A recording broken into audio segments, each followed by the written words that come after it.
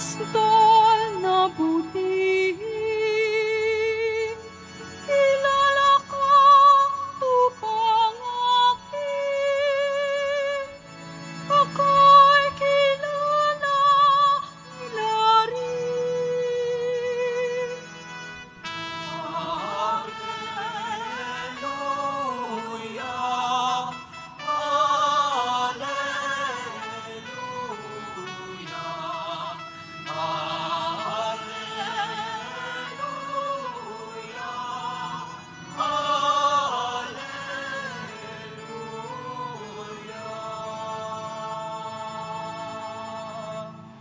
Sumainyo ang Panginoon. At sumayo rin. Ang mabuting balita ng Panginoon ayon kay San Juan. Papuri sa iyo, Panginoon.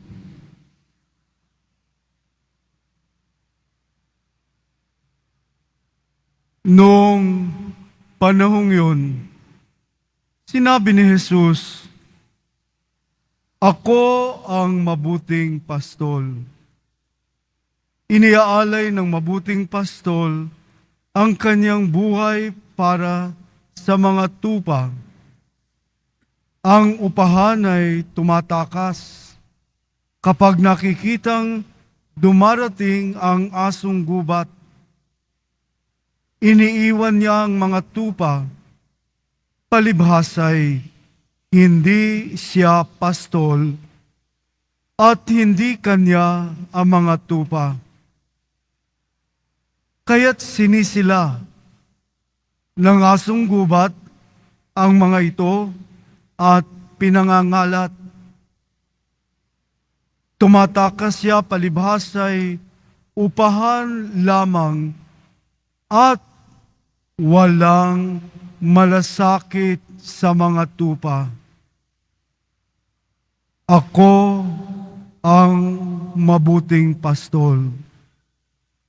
Kung paanong nakikilala ako ng Ama at siya'y nakikilala ko, gayon din naman nakikilala ko ang aking mga tupa at ako namay nakikilala nila. At iniaalay ko ang aking buhay para sa mga tupa. Mayroon akong ibang tupa na wala sa kulungang ito. Kinakailangan sila'y alagaan ko rin. Pakikinggan nila ang aking tinig. Sa gayoy, magiging isa ang kawan at isa ang pastol. Dahil dito'y minamahal ako ng Ama, sapagkat iniaalay ko ang aking buhay upang ito'y kunin kong muli. Walang makakukuha nito sa akin. Kusa ko itong ibinibigay. Mayroon akong kapangyarihang ibigay ito at kunin uli. Ito ang utos na tinanggap ko sa aking Ama. Mga kapatid, ang mabuting balita ng Panginoon. Pinupuri ka namin, Panginoong Hesukristo. Magsipo muna po ang lahat. Ang ating pong Jesus Nazareno, ang mabuting pastol na hindi lamang gumagabay at nagbibigay gabay sa ating buhay, bukod tangi niyang inialay ang kanyang buhay para sa ating lahat. At narinig po natin ang unang pagbasa po ngayong gabing ito, kung paano ang Panginoong Jesus Nazareno ang siyang bukal ng kaligtasan. At sa pamamagitan lamang niya, tayo ay tunay na kanyang iniligtas. Ginawa niya ito posible sa mga nananalig sa Kanya. Posible na ang Kanyang ginawang pagpapahayag ay nagbibigay ng isang katotohanan na tayong lahat ay Kanyang kawan. At ang ating pastol ay ang mabuting pastol, ang ating pong Jesus Nazareno. Nagpagaling ng isang lumpo si San Pedro na mga sandaling ito ang kapangyarihang ibinigay ng pong Jesus Nazareno na kanyang ipinagkaloob upang ipakita ang isang tanda ng kaligtasan. Nagpagaling siya. At ito'y naganap din sa panahon ng kasama nilang pong Jesus Nazareno. Nagpagaling ng mga may sakit. Bumuhay ng mga patay. Nagpakain ng marami. Nagpabalik ng tingin sa mga bulag. At nakapagpasalita ng pipi. At nakapagparinig sa mga bingi.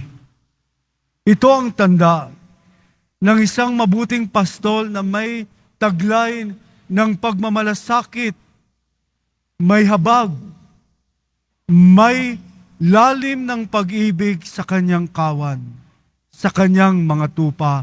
At ito'y paglalarawan ng isang tanda ng kaligtasang idinudulot ng kapangyarihan ng muling pagkabuhay ng ating poong Jesus Nazareno. Kaya nga po mahalaga, ang tinanggihang panulokang batoy naging matibay na haligi, naging matibay nagpapapahayag ng katotohanan na ang poong Jesus Nazareno ay isang paghahayag ng isang kapangyarihan ng katagumpayan laban sa kasalanan at kamatayan. So ito po, sa bawat isa po sa atin, anong kahulugan ng muling pagkabuhay at ang mabuting pastol na patuloy na nagdudulot sa atin ng kanyang paggabay, ng kanyang pangangalaga at ang patuloy ng pagbibigay buhay para sa ating lahat. Kaya nga po, ating tandaan ito na mula po sa Ebanghelyo po ni San Juan. Inibig ng Diyos ang mundo, kaya't kanyang ipinadala ang kanyang bugtong na anak upang ang lahat ng nananalig sa kanya ay hindi mapahamak. Tingnan nyo, ang punto ng poong Jesus Nazareno, hindi tayo mapahamak. Ano bang ibig sabihin na mapahamak? Na hindi tayo mapalayo sa Kanya. Kaya ang paglalarawan ng poong Jesus Nazareno bilang mabuting pastol ay lagi nang kumakapig upang hindi tayo mawala sa Kanyang piling. Hindi tayo maitaboy ng asong gubat upang siya'y patuloy na ang Kanyang tinig ay ating marinig upang tayo'y sumunod sa Kanya. Ang tinig ng mabuting pastol na siyang lagi nang may kasiguruhan ng kaligtasan na tinanais niyang wala ni isa man sa atin ang mapahamak. Ganito katindi ang pag-ibig ng Diyos na nagkatawang tao, nag-alay ng kanyang buhay para sa atin, puspos ng pag-ibig at habag. Kaya't atin pong patuloy na bigyan ng lalim po ng pagmamalay, mga kapatid, na tayo po ay laging iniibig ng Diyos. Pagmamalay, lagi nang dumadaloy sa ating buong pagkatao ang kamalayan na ako ay iniibig ng mabuting pastol na ito, na ni kapiraso ay hindi siya nagwawalang pastol, kundi pastol na kumakalinga, na ninanais ng tayong lahat ay kanyang makapiling. So hilingin po natin sa banal na misa ng ating pong isasagawa ngayon, at atin pong sinasagawa na tayo po'y magkaroon ng matinding pagmamalay ng mabuting pastol na ito'y nananahan sa akin sapagkat ang pag-ibig niya'y nananahan sa kaibuturan ng aking puso. Kaya kailangan pong gisingin. Ibig sabihin, ang hinihimatay, nawawala ng malay, ay walang muwang. Pero kung mayroon tayong pagmamalay, isang biyaya na hihingin natin na magkaroon tayo ng matinding pagmamalay sa banal na pag-ibig ng Diyos sa bawat isa sa atin. Ang banal na presensya ng Diyos na siyang magdudulot sa atin ng pag-akay, paggabay, at higit sa lahat ang kasiguruhan ng kaligtasan sapagkat siya ang Diyos na palagi ang nag-aalay ng kanyang buhay para tayo mabuhay.